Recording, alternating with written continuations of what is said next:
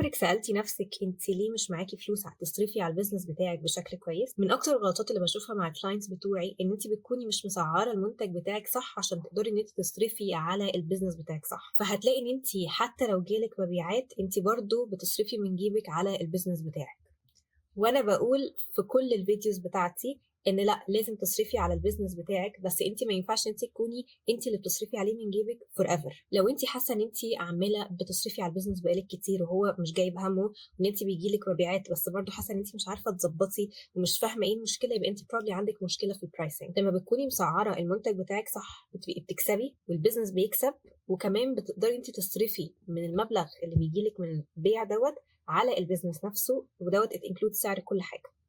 روحي على اليوتيوب شانل بتاعتي، انا عامله لك فيديو بيتكلم على ازاي تقدري انت تسعري المنتجات بتاعتك كويس، الحاجات اللي تاخدي بالك منها لما تيجي تسعري عشان البيزنس بتاعك يقدر يكسب. اليوتيوب شانل اسمها سارة القاهري.